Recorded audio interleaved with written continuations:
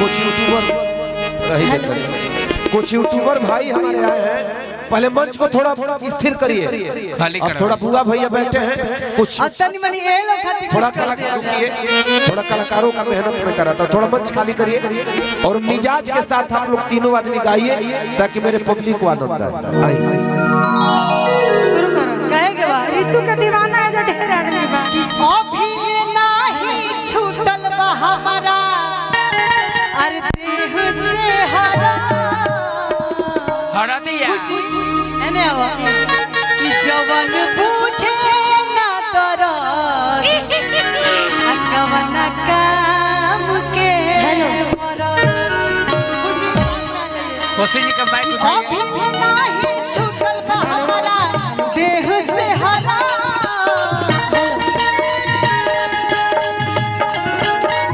अभी नहीं छूटल बा हमारा देह से हरा आई जतना मरद लोग बाड़ा जा कौना काम के कि जवन पूछे ना तोरा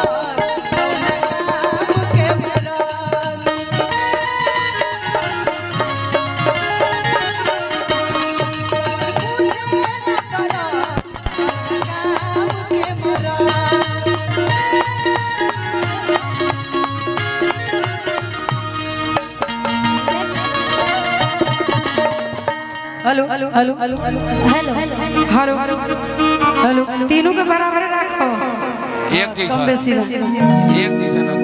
कि असही तू चारों ओर छइले रह हाय हाय आयु पिया बिहार के हिलइले रह प्रियंका दीदी ये हमारी बड़ी बहन जैसी है और हमेशा प्यार देती रहती है दीदी, बहुत प्यारी आपसे मिलके हमेशा बहुत प्यारी कि अरे असही तू चारों ओर छइले रह आयु पिया बिहार के हिलइले रह बुआ भैया कि जवन बोले ओके गोली से मारत चला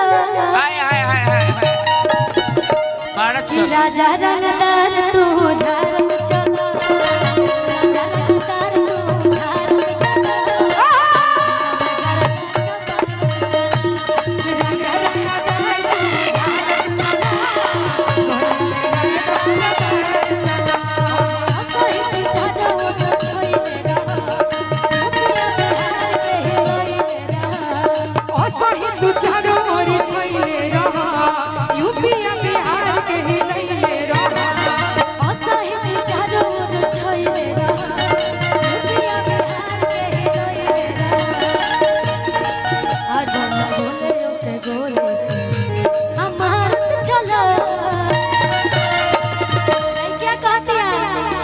राजा रंगदार तू भारत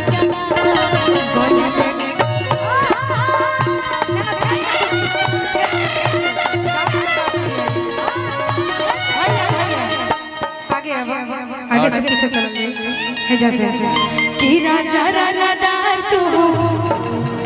अरे झारत चला खुशी राजा रंगदार तू झारत चला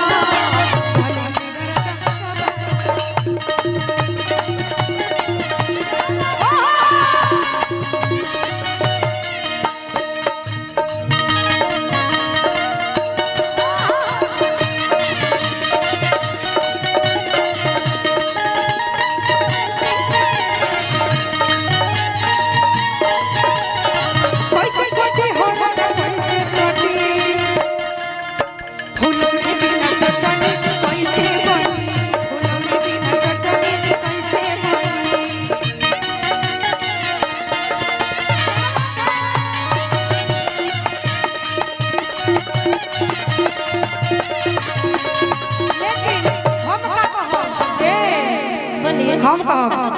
कि भूल जे भूगोली हिरान के गोरी अच्छा कि भूल जे भूगोली हिरान के गोरी हम आजा जब पाइबो भगवान के गोरी भूल जे भूगोली हिरान के ऋतु कि भूल जे भूगोली होय बुढ़ऊ के ऋतु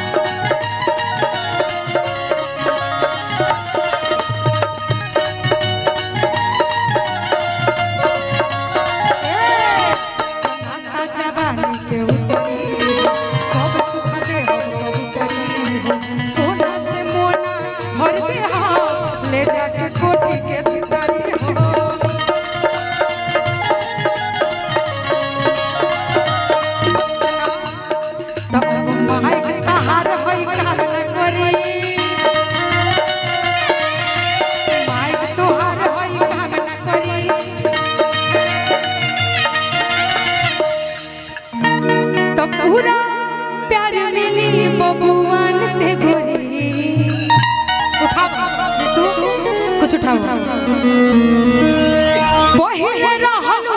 तू तो पातर अब तो लागलू फौजी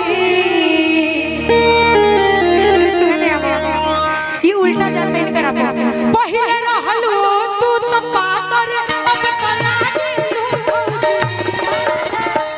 तया तना दिन में तना पातर कैसे भइलू ए फौजी